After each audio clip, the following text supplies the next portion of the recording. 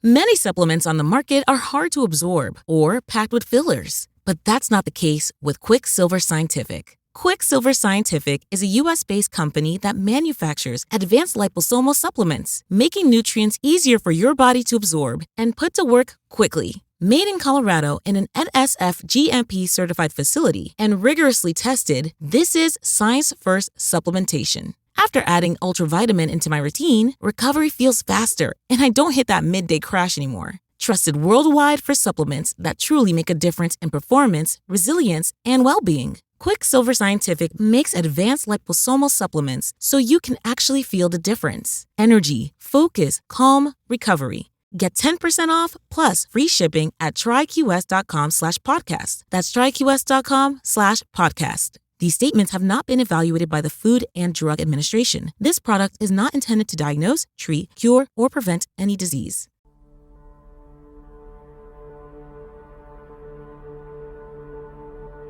Why is this battle you versus you? With all the complexity, all the obstacles out there, why are you your greatest opponent? Well, to put it simply, because all those obstacles and all that complexity still can't tell you no. They can't say enough is enough. They can't look back at you and say, let's just settle for what we have now. No, only you can do that. The world may create the landscape. It may construct the terrain and those obstacles. But you are the sole decider on where along the way you stop. You decide how far you want to go and how much you are willing to endure. When it comes to your advancement or limitation, you are in the driver's seat.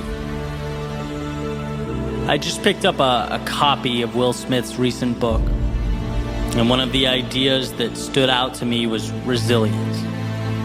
And this part in the book, it's actually kind of uncomfortable to get through, but incredibly powerful. He's talking about his childhood and the polarity of his father's personality. A man who would do anything to provide for his family. He took pride in that and saw it as his primary responsibility, but simultaneously was their greatest source of pain. And he mentions his father, hitting his mother from time to time. In one particular example, struck his mother in the face so hard that it knocked her on the floor. And as she stood back up, she said something along the lines of, "You can hit me, but you can't hurt me." And that was the first time Will understood as a child the difference between what the outside world inflicts upon us and how we choose to react to that occurrence. That understanding is power. It's why you are the author of your story.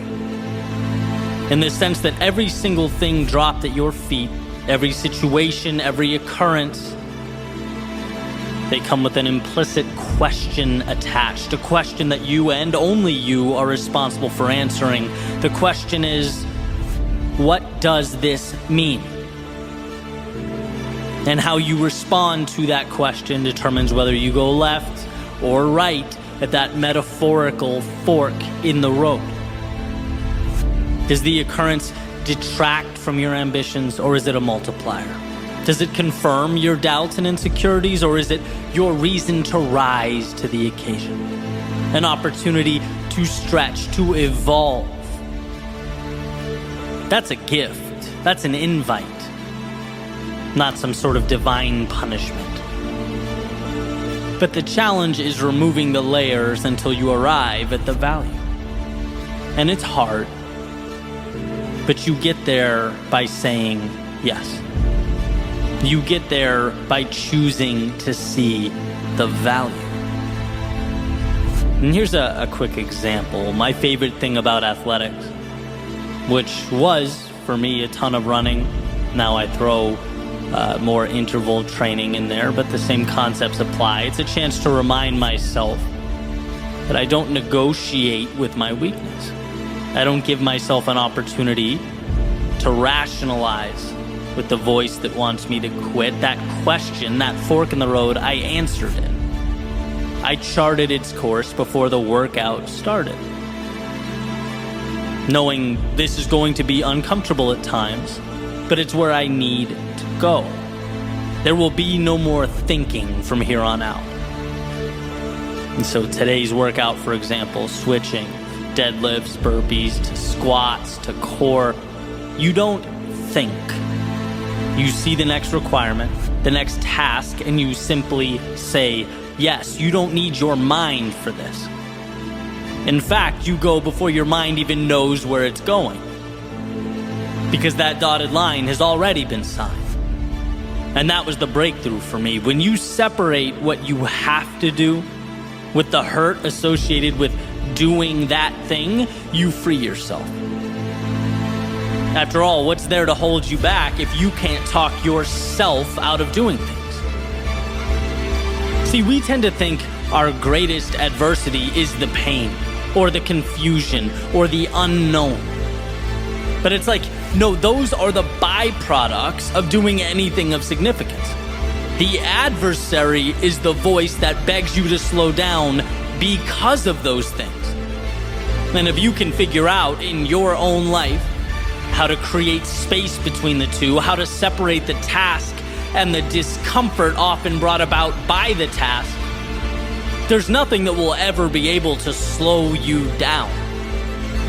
And look, I'm not saying that you walk around without ever utilizing the power of that brilliant mind you possess. One's ability to think is everything. But what I am saying is there is a time to shut it off. There is a time in which, to avoid overthinking, we simplify. Action, reaction. One more mile, okay, end of story. 1 minute of jump squats next, roger that, period. It's taking the emotion out of the process, refusing to leave the door cracked for the inner dialogue that says, hey, maybe you don't do this. Maybe you slow down. Are you sure you can handle what's next? No, all of that is tuned out. It's assignment, go. Next, go. Next, go. You know this is the right thing. You did your thinking before grabbing the sword, shield, and stepping into the arena. Now guess what? It's instinct. It's doing what has to be done. And what has to be done hurts. And look, you didn't have to accept that. You didn't have to step in. You could have stayed home, but somewhere along the way, you looked in the mirror and said, the difficult path is the one with the value. And now here you are, face to face with hungry lions, clashing swords with your adversaries. There's no turning back now. Now is when you parse out pain from the objective. The pain is now part of the audience. It's not with you or in you. It's watching from above as you do what you came here to do. So yes, those swords clash, but the eyes remain focused on what's ahead. And yes, those lions roar, but that's background noise. When you simplify your world into objective and action, objective, action, objective, action, there is time for nothing but forward progress. And sometimes that is all that is required of us. In the face of adversity, in the face of pain, self-doubt, in the face of discomfort, can you break your world down into nothing but one single step forward? One more set, one more rep, one more session, one more attempt, just one more.